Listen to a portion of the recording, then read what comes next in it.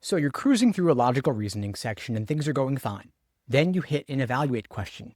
The stimulus makes sense. You read the conclusion. You nod your head and you think, okay, I got this. Then you hit the answer choices and suddenly you're stuck. Each one feels plausible. They all sound sort of logical. They're all on topic, but none of them jumps out as obviously right or wrong. So you reread the stimulus. You reread the choices. You squint and you second guess. You burn 2 minutes. And finally, you bubble in the one that feels the least wrong and move on, frustrated and unsure. That's the trap.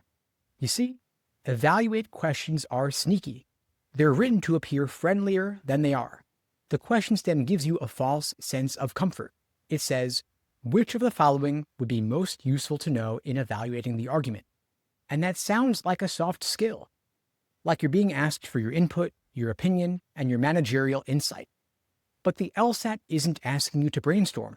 It's asking you to perform surgery. Your job is to cut through the fluff and pinpoint exactly what information would impact the conclusion, nothing more, nothing less. And here's why that's hard. Evaluate the argument questions don't test logic in the traditional sense. They don't ask you to diagram conditional statements or resolve contradictions. They ask you to make judgment calls, not based on how things sound, but based on how arguments actually work. That means your gut instinct can get you in trouble, especially if you're used to picking answers that seem related instead of answers that do work. And this is where most students go off track. They confuse relevance with impact. On an evaluate question, an answer can be 100% on topic and still be 100% useless. Why? Because evaluate isn't about general knowledge. It's about diagnosing a logical weakness. You're being asked what information would help you determine whether this argument stands or falls. It's surgical, it's precise, and it punishes vagueness. Let me give you a practical analogy. Imagine you're assessing whether a new marketing campaign will increase revenue for your company. Someone says, this campaign is exciting. It uses social media. It features our CEO. Those are all nice facts, but do they help you evaluate the core claim that it will increase revenue? Not unless you test something like, how have similar campaigns performed in the past? Or is there evidence that this audience responds to this style of messaging? That's what an evaluate question is testing. So here's the bottom line. If you want to get evaluate questions right, you've got to stop thinking like a student and start thinking like a strategic editor. Your job is to spot the one piece of missing information that would flip the argument from shaky to solid or vice versa. And that's exactly what I'm going to show you how to do. First, let's start with the foundational strategy. If you remember only one strategy from this video today, make it this one. Every time you face an evaluate question, run the yes versus no test. Here's how it works. You take a choice and you ask yourself, if this were true, would it increase my confidence in the argument's conclusion? And if the opposite were true, would it decrease my confidence? If the answer to both questions is yes, if one version strengthens and the other version weakens, then you've got a winner. That answer is doing real work. It's exposing a key assumption or gap. If not, eliminate it because it's just filler. Let's see this in action. Suppose you had an argument saying, due to a rise in podcast subscriptions, a local radio station predicts that fewer people will tune into live broadcasts this year. Now you're being asked to evaluate this prediction. Now imagine one of the choices is, do most podcast subscribers in the region also listen to live radio? Let's apply the yes versus no test. Yes, most podcast listeners still tune into live radio. That weakens the prediction. It suggests there won't be a major drop in live listenership. No, podcast subscribers avoid live radio entirely. That would strengthen the prediction because it supports the idea that listenership will go down. Boom, this answer passes the test. It creates a clear contrast depending on which way the info turns out. Now, let's look at a tempting but wrong choice. Has the number of radio stations in the region increased in the past 5 years? Sounds reasonable, but let's test it. Yes, the number increased. That's interesting, but does it change anything about how this station's live broadcast numbers will shift? No, the numbers stayed the same or decreased. still doesn't tell us whether people are leaving live radio for podcasts. In either case, your confidence in the argument doesn't move, and that's the kiss of death on an evaluate question. That's what makes the yes versus no test so powerful. It's objective. It doesn't rely on gut feelings or vibe checks. It gives you a simple binary framework for assessing each answer. Now, here's another way to think about it. Good evaluate answers introduce leverage. They give you a piece of information that, if you knew it, would meaningfully shift your judgment about the conclusion. And once you get fluent in this skill, something cool happens. You start seeing the argument's vulnerability right away. You get faster. You stop falling for tempting traps. And you start answering these questions with confidence instead of hesitation. Because once you realize that only one answer actually changes the equation, you stop wasting time on the ones that just sound smart. Now, sometimes the LSAT doesn't give you yes-no choices. Sometimes the choices involve numbers, estimates, ranges, and probabilities. That's when you shift from the yes-no test to a slightly different version. Push the extremes. And here's how it works. When you see a choice with a quantity like how many, what percentage, how likely, or how much, you mentally push it to its lowest and highest possible values. 0 and 100, none and all, worst case and best case. Then you ask, if this number were really low, would that weaken the conclusion? And if it were really high, would that strengthen it? If the answer is yes to both, that answer is likely correct, because it has the power to move the argument in either direction depending on how the value turns out. Let's go through an example. Suppose you have an argument saying, a new online language course claims that most students will become fluent within 6 months. Therefore, it should be adopted by public schools to improve language instruction. Now look at this answer choice. What percentage of students who completed the course became fluent within 6 months? So let's push the extremes. If 0% became fluent, that totally crushes the argument. It proves the course doesn't work, and schools shouldn't adopt it. On the flip side, everyone, 100% of students became fluent. That massively supports the argument. The course clearly works and supports the conclusion. This is a high leverage answer. It gives you real insight into whether the conclusion stands or falls, and that's what you want. Now let's try another one. What percentage of students said they enjoyed the course format? Sounds nice, but let's push the extremes. If nobody enjoyed it, sounds like a bad user experience, but does it prove they didn't become fluent? Not necessarily. On the flip side, let's say everybody enjoyed it. That's great, but enjoying something doesn't mean it works. In both extremes, your confidence in the conclusion that the course produced fluency doesn't really change. So this second answer choice fails the test. And here's the key idea. Just because a number is related to the topic doesn't mean it impacts the conclusion. Interest is not results.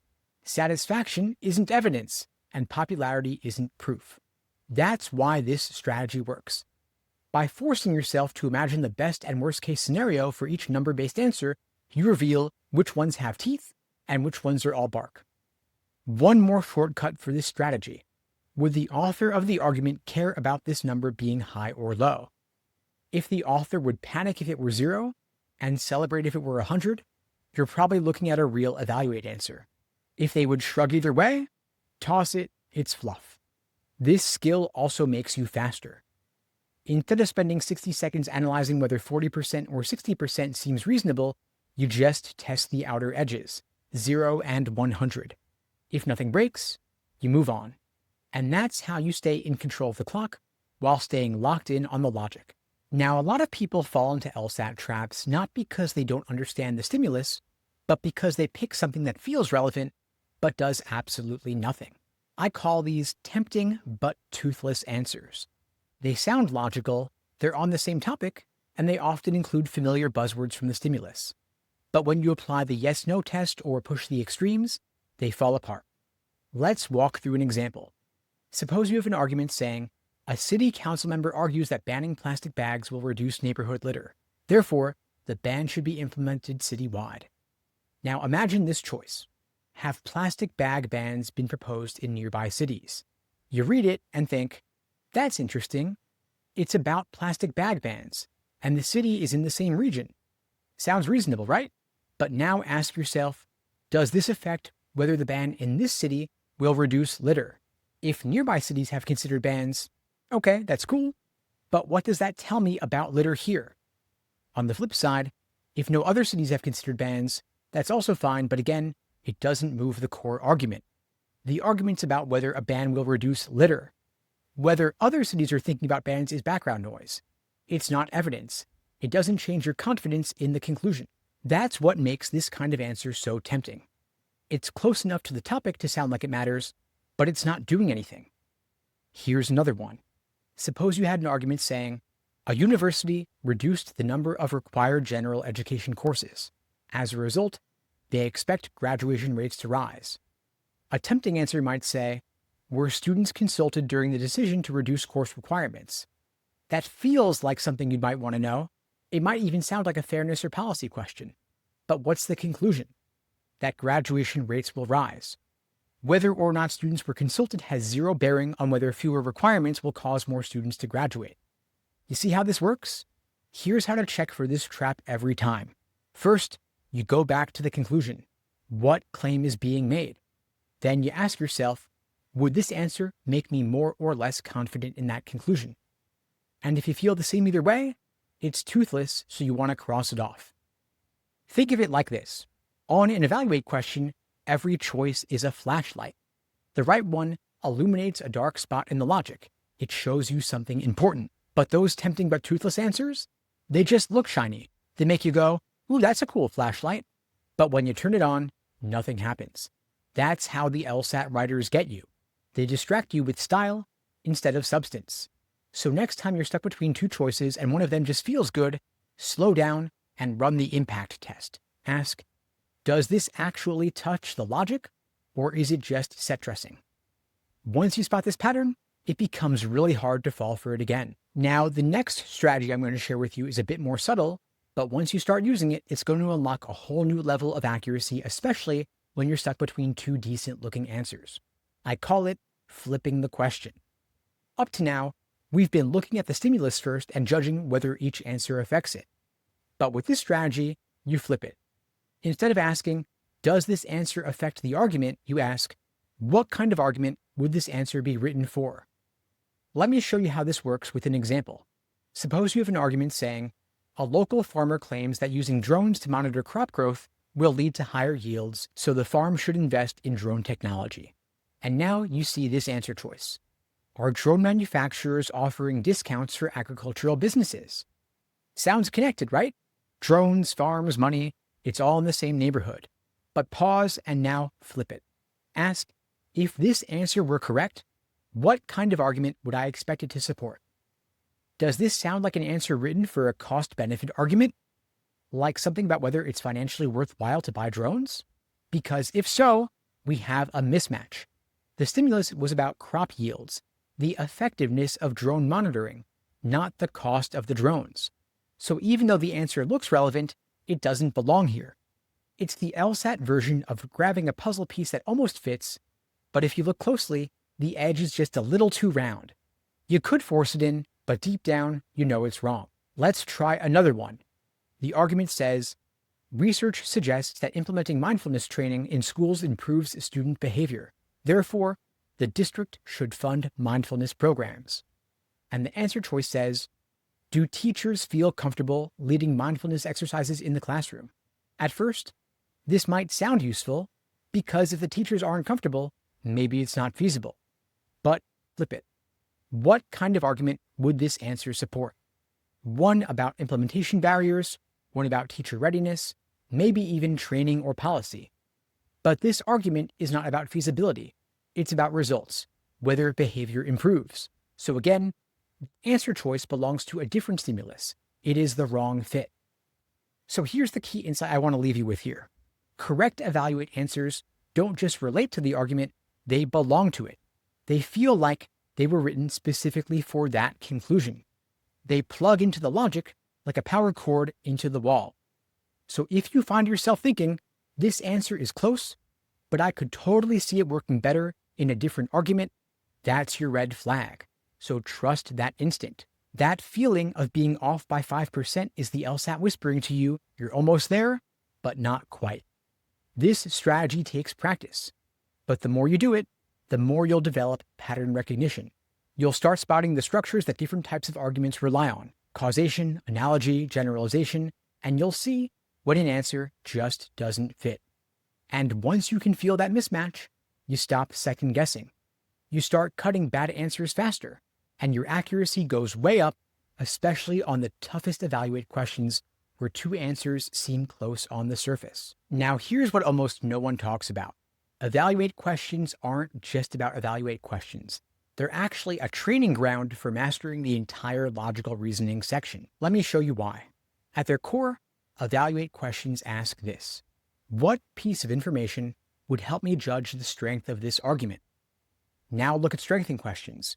What would make this argument more convincing? Weaken questions. What would make it less convincing? And flaw questions. What's the gap this argument is assuming? It's all the same foundation. Evaluate questions force you to learn how to see the invisible bridge between evidence and conclusion, the thing the author is assuming, but not saying. And that's the skill you need everywhere on the LSAT. Imagine an argument says, ever since a new bike lane was installed, there have been fewer car accidents on Main Street. Therefore, the bike lane caused the reduction in accidents. Now, on an evaluate question, you might see, were there any other changes to traffic patterns on Main Street around the same time? And that's a great evaluate answer, because if you say, yes, other changes occurred, like new traffic lights or speed bumps, that would weaken the argument, because maybe those changes reduce the accidents, not the bike lane. And on the flip side, if you say, no, nothing else changed, that would strengthen the argument, because that would suggest the bike lane probably did cause the improvement. But now, look at how that exact same logic shows up in other question types. For a strengthener, you might say there were no other changes to Main Street besides the bike lane. For a weakener, you'd say the city also added speed bumps and reduced the speed limit at the same time. For a flaw question, you might say the argument assumes that the bike lane was the only factor affecting accident rates. So you see, it's the same reasoning structure. The only thing that changes is what the LSAT asks you to do with it: evaluate it, strengthen it, weaken it, or find the flaw. That's why mastering evaluate the argument makes you dangerous across the board. Because once you get good at spotting what an argument's missing, what would make it stronger, or what causes it to fall apart, you unlock every single question type built on arguments. Here's another example. Argument says, students who ate breakfast before their exams scored higher than those who skipped breakfast, so eating breakfast causes better test performance. An evaluate answer might say, did the students who ate breakfast also tend to study more? If yes, maybe studying is the real cause, not breakfast. If no, breakfast is a more likely cause. Now that's great for evaluate, but what if this were a strengthening question? The right answer might be, all students studied the same amount the night before the exam. A weakened answer might say, students who ate breakfast also reported sleeping more than those who didn't. And a flaw answer might say it fails to consider that another variable, like sleep or study time, might explain the difference in scores. Again, it's all the same reasoning. Evaluate questions are like a sandbox. They're where you practice the deeper skill of seeing the logic that's not on the page. It teaches you to slow down and ask the right questions. What would I need to know to be convinced this conclusion makes sense? What assumption is hiding in the gap between the evidence and the claim? And what, if true, would break this argument in half? If you can answer those questions, you've already won. You're going to read the test differently. You'll anticipate traps. You'll spot assumptions faster. And you'll start crushing strengthen, weaken, and flaw without even realizing it. That's why evaluate isn't just another question type. It's like the Rosetta Stone for LSAT logic. Now, to be blunt, evaluate questions are a setup. They look easier than they are. They sound more casual than they are. And they tempt you to rely on gut feeling on what seems relevant instead of what actually moves the needle. Don't fall for that. If you want to score in the top 1% of all test takers, you've got to change how you approach these. Not with more tricks, not with more jargon, but with discipline, clarity, and precision. Evaluate questions test something most people never train: the ability to ask, what would actually change my mind? That's not just a test skill, that's a life skill. And once you develop it here, On these weird little LSAT questions, you carry it everywhere else on the LSAT. Strengthen, weaken, flaw, assumption, even reading comp. Because now, you're not reacting to questions. You're dissecting them, controlling them, and calling their bluff. So when you see an evaluate question next time, I don't want you hesitating. I don't want you to reread the stimulus 5 times. I don't want you circling back after your first pass. I want you calm, focused, surgical, answer locked, move on. That's how pros play the game.